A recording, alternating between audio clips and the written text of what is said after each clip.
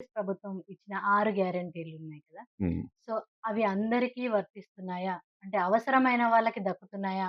అనేది మీ అభిప్రాయం ఏంటి? అంటే ఇగ నేను పెద్దగా వాటి గురించి మాట్లాడదలుచుకోలే. హ్మ్. రాజకీయంగా చాలా రాజకీయ పార్టీలు రోజు విమర్శలు చేసుకుంటున్నాయి. హ్మ్.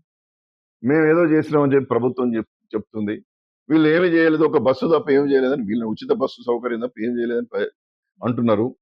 ఏం జరిగినాయి, ఏం జరగలేదనేది ప్రజాక్షేత్రంలో ప్రజలందరికీ అనుభవంలో ఉన్నాయి. హ్మ్. దాని మీద పెద్ద విమర్శ చేయాల్సిన అవసరం లేదు. నేను నేను దీనికే పరిమితమై మాట్లాడుతున్నా. సర్వేలో అనవసరమైన ప్రశ్నలున్నాయి. మీకు వీలైతే తొలగించండి. తొలగించకపోతే వాళ్ళిచ్చినటువంటి సమాచారాన్ని తీసుకొచ్చి నిక్షిప్తంగా చట్టాలకు లోబడి, రాజ్యాంగానికి లోబడి మీరు ఆ కార్యక్రమాన్ని పూర్తి చేసి, ఒక మహోజ్వలమైనటువంటి ఆలోచన విధానంతో ఈ ప్రభుత్వం పనిచేస్తుందనేటువంటి సంకేతాన్ని ఇవ్వండి. చిత్తశుద్ధి లేకుండా చేయకండి. సర్వే మీద చాలా విమర్శలొస్తాయి. నడుస్తున్నప్పుడు కాళ్ళల్లో కట్టె ఇరికిస్తున్నారని చెప్పి గౌరవ ముఖ్యమంత్రి గారు అనేక సందర్భాల్లో అనేక రాజకీయ పార్టీల మీద విమర్శలు చేస్తున్నారు. కట్టెలు ఇరికించకుండా కింద పడేసే ప్రయత్నం ఎవరు చేయకున్నా సర్వే విషయంలో మీరు వెనకడుగు వేస్తున్నారు. 75% పూర్తయిందని చెప్పడంలో ఉన్నటువంటి ఆ యొక్క రహస్య ఎజెండా ఏమిటని చెప్పి ప్రజలు ప్రశ్నిస్తున్నారు.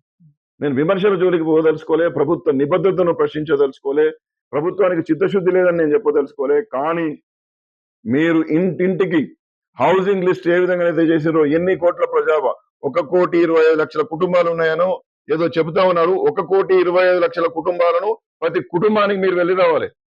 ఎవరైనా తాళం వేసి ఉన్న ఊర్లలో పోయినా మళ్ళీ తర్వాత కూడా చేయండి. అవసరం అనుకుంటే దీన్ని ఎక్స్టెండ్ చేయండి.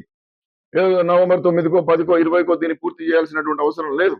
కాబట్టి చిత్తశుద్ధిగా సమగ్ర కుల సర్వే అనేటువంటిది ఒక సంపూర్ణమైనటువంటి లక్ష్యంతో ముందుకు తీసుకుపోవాల్సినటువంటి అవసరం ఉందని చెప్పి ప్రభుత్వానికి నేను మనవి చేస్తా ఉన్నా. ఇప్పటికీ నాకున్నటువంటి పరిజ్ఞానం మేరకు నేనున్నటువంటి అన్ని జిల్లాల్లో మాట్లాడుతూ ఉంటే ఒక 35% పూర్తయి ఉంటది. మీరు 100కు 100% పూర్తి చేసి అన్ని కుటుంబాల వివరాలు సేకరించి మీరు రోల్ మోడల్ ఈ దేశానికి అనేటువంటి మాట ఏదో చెప్పుకుంటున్నారో రోల్ మోడల్ ఖచ్చితంగా ఈ ప్రభుత్వం కావాలని చెప్పి నేను మనస్ఫూర్తిగా కోరుకుంటున్నా.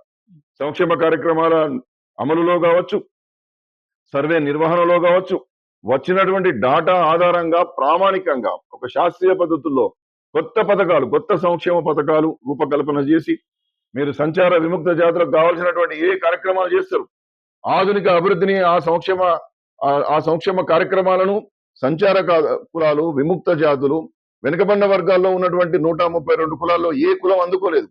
ఆ విధంగానే నిమ్న కులాల్లో ఏ కులాలు అందుకోలేదు. గిరిజన తెగల్లో, ఆదివాసీల్లో ఏ కులాలు అందుకోలేదు. వాళ్ళందరి కూడా ప్రణాళికబద్ధంగా మీరు ఒక కొత్త ఒరవడితో, ఒక కొత్త ఆలోచన విధానంతో సామాజిక తెలంగాణ కావాలని చెప్పి మనం అందరం కోరుకున్నాం కదా. ఈ సామాజిక తెలంగాణలో సామాజిక వర్గాల జీవన ప్రమాణాలు సర్వే తర్వాత ఒక గొప్పగా విరాజిల్లే విధంగా ప్రణాళికల రూపకల్పన జరుగుతున్నాయనేటువంటి ఒక మంచి ప్రభుత్వాన్ని, మంచి పాలనను ఈ ప్రభుత్వం ఇవ్వాల్సినటువంటి అవసరం, ఆవశ్యకత ఉందని చెప్పి మనవి చేస్తా ఉన్నాను.